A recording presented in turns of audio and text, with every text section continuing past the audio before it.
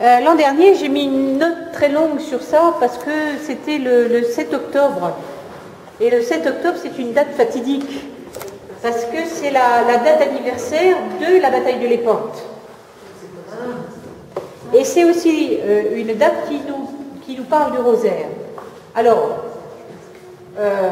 presque je pourrais encore interroger Ulysse, mais je vais faire. Donc, cette peinture raconte beaucoup de choses.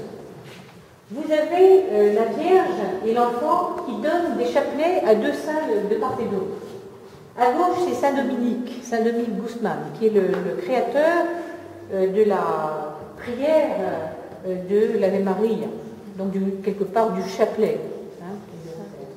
À droite, c'est Sainte Catherine de Sienne. C'est donc une grande sainte du XIVe siècle, elle aussi, une grande intellectuelle. Et là, elle porte les stigmates, on la reconnaît parce qu'elle porte les stigmates dans les mains. Voilà. Et alors, ce qui est très intéressant, c'est ce qui se passe en dessous.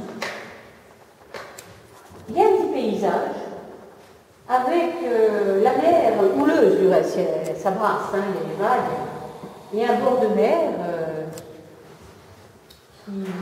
qui ressemble aux côtes corses. Et de part et d'autre, on a deux personnages qui sont très imposants. Alors, à gauche, c'est le pape Pie V.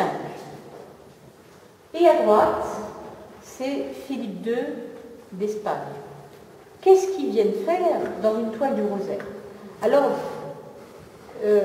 vous savez, cette prière du rosaire, je vous ai dit, si vous la récitez, cette prière qui est très longue, qui est 150 Ave Maria, hein, ça fait beaucoup d'effets du point de vue du raccourcissement du temps au purgatoire, mais pas seulement, car cette prière qui a été développée d'abord par Saint Dominique, qui est un saint du XIIIe siècle, puis ensuite par Adam de la Roche, qui est un saint du XIVe siècle, et ça va être surtout développé par Pie V. Et qui est Pie V? C'est un très grand pape dominicain qui est pape au moment de la bataille de l'Épante. Et alors, avant cette histoire de la bataille de l'Épante, il a développé cette prière du rosaire et il pensait que ce rosaire luttait aussi contre toutes les hérésies. Que ce soit les hérésies protestantes, que ce soit tous les infidèles. Donc il pensait que le rosaire arrangeait bien les choses. Et alors, qu'est-ce qui se passe à ce moment-là, au moment de la bataille de l'Épante? Quand tu te souviens. Donc on est en 1571. La communauté des chrétiens est menacée par l'expansion ottomane. En 1571, les Turcs sont allés très très loin. Ils montent dans l'Europe. Ils ont pris l'Albanie, ils ont assiégé Vienne, ils sont très très puissants et ils menacent en permanence, avec leurs alliés les barbaresques, les côtes méditerranéennes. C'est pour ça qu'on les voit sur le chemin. Donc je viendrai après. Et donc ils viennent en razzia successives envahir en particulier les côtes de la Corse. Ce qui met en grand péril toute la chrétienté méditerranéenne.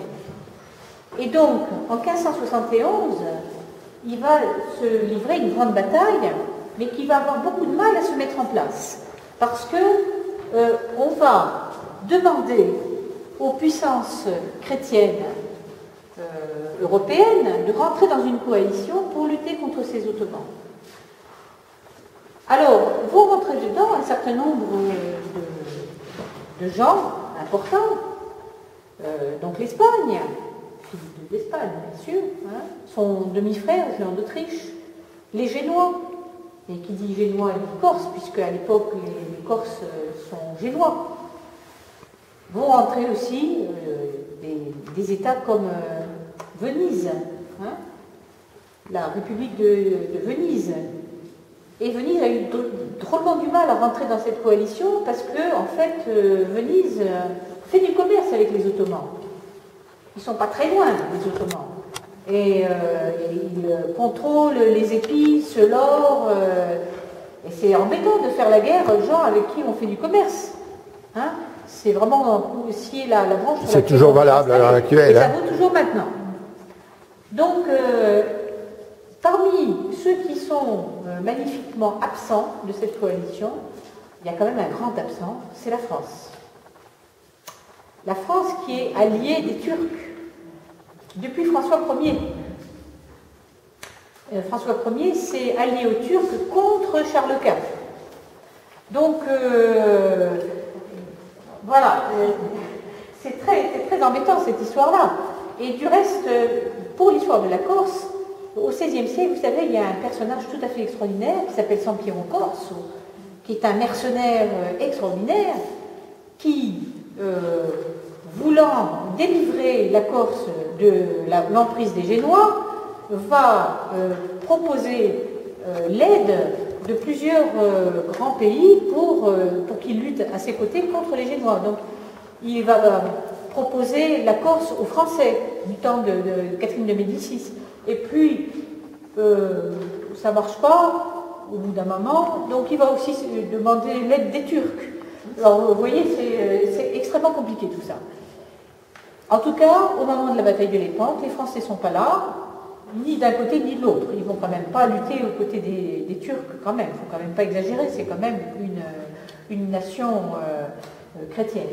Mais donc cette coalition a réussi à voir le jour, très très difficilement, mais elle a fini par voir le jour. Et de part et d'autre, on a construit une armada de galères pour se livrer bataille. Et cette bataille a lieu le 7 octobre 1571, et c'est une bataille terrible, terrible, puisque, vous savez, une bataille navale, c'est rarement drôle. Hein. Les bateaux sont harponnés, les galériens sont enchaînés à leurs galères, ils ne peuvent pas fuir, ils ne peuvent pas s'enfuir, et si la galère coule ou brûle, ils sont dedans, ils ne peuvent pas se sauver, c'est épouvantable. Et sur ces galères, c'est là qu'on se rend compte que les galériens, que ce soit d'un côté ou de l'autre, c'est des pauvres bougres. Généralement, c'est ceux qui n'ont pas pu être rachetés. C'est ceux dont les familles n'ont pas assez d'argent pour les racheter. Voilà. Et donc, sur les galères chrétiennes, on a des pauvres bougres musulmans, et sur les galères musulmanes, on a des pauvres bougres chrétiens. C'est peut-être aussi le moment d'évoquer une petite chose que vous ne savez peut-être pas forcément, c'est que parmi les gens qui vivaient aux côtés des Barbaresques et des Ottomans, il y avait beaucoup de Corses qui vivaient bien. C'était les renégats. Ils s'étaient, par exemple, fait embarquer un jour de razzia, et puis on leur explique que s'ils adjurent leur foi chrétienne et qu'ils embrassent la religion musulmane, ben ça ira bien pour eux. Ils seront libérés, ils pourront prendre du grade et devenir des gens importants, parmi les plus importants. Et donc il y a beaucoup de gens qui choisissent cette solution parce qu'en réalité, ils vont vivre 1000 fois mieux de l'autre côté de la mer que s'ils étaient restés chez eux dans leur village. Et ces gens, quand ils embrassent la cause musulmane, ils vont devenir extrêmement dangereux pour la Corse en particulier, parce qu'ils connaissent très bien la géographie de leur village et ils sont tout à fait capables de très bien renseigner les gens sur la façon dont on peut attaquer les villages et à quel moment, et puis ils règlent leur compte avec les familles avec qui ils sont en inimitié, enfin voilà, ça il faut garder ça en tête. Toujours est-il que cette bataille de Lépante se termine d'une façon inespérée par la victoire des chrétiens. Alors, Pisac, il a une drôle d'histoire, hein, je la raconte rapidement, hein, merci. Pisac, il a une vision. Hein? Tu veux raconter? Non. Alors, Pisac, il a une vision, il est en train de réciter le rosaire. Il a dit à toute la chrétienté, récitez le rosaire. rosaire, il a fait peindre les images de la Vierge du Rosaire sur tous les étendards des galères. Parce que c'est la Vierge du Rosaire qui va faire des miracles et qui va protéger l'armada. Et il récite le rosaire. Le voilà en prière et tout d'un coup, il a une vision. On voit l'entourage se rend compte que Pie V est en extase. Les gens de l'entourage continuent de réciter et en même temps, ils observent le pape qui a les yeux révulsés et voilà. Et qu'est-ce qui se passe? Qu'est-ce que voit le pape? Il voit arriver deux anges qui tendent sous ses yeux un grand drap. Et sur ce drap, il voit se dérouler en direct la bataille de Lépante. Et les galères ottomanes font ceci, et Juan d'Autriche fait cela, puisque toute l'armada était sous le commandement de Juan d'Autriche. Enfin bref, il voit toute cette bataille de Lépante se dérouler en direct, et ça dure des heures et des heures et des heures. Donc il a fallu en faire des rosaires pour que ça continue. Il voit que l'armada musulmane est complètement déconfite, coulée, énormément donc, de galéas et de galères sont coulées. Quelques-unes arrivent à prendre la fuite, mais très peu. Et donc c'est la victoire chrétienne. Et le pape voit que c'est fini, il redescend sur terre, et il dit, ben, on a gagné. Voilà. On a gagné. Et alors les gens le croient, mais enfin bon, mais de nombreux jours après, on a les premiers émissaires qui arrivent, et qui disent, mais grand sapin, on a une grande nouvelle à vous annoncer, on a gagné, je sais, on a gagné. Voilà. Ça, c'est l'histoire de Pie V. Oui, où se situent les pentes? Les pentes se situent au large de la Turquie, entre la Turquie et la Grèce. Du côté, voilà, entre Chypre et la Turquie. Donc, c'est une très grande bataille qui a été surtout très symbolique, parce qu'elle a marqué l'arrêt. C'est surtout l'idée qu'on les pensait invincibles, les Ottomans. On pensait que c'était impossible de les abattre. Et là, on a marqué un arrêt. Ils ont eu d'autres victoires par la suite, les Ottomans. Ils se sont pris en main, etc. Mais ça n'a jamais plus été pareil. C'est-à-dire qu'à partir de Lépante, voilà, on pense qu'on peut les avoir. Et donc Pie V va instituer la fête du Rosaire le 7 octobre pour justement célébrer cette victoire chrétienne sur le croissant. Hein. Voilà ce que nous raconte ce petit tableau d'Haïti. Avec en dessous des personnages d'Haïti qui sont en prière.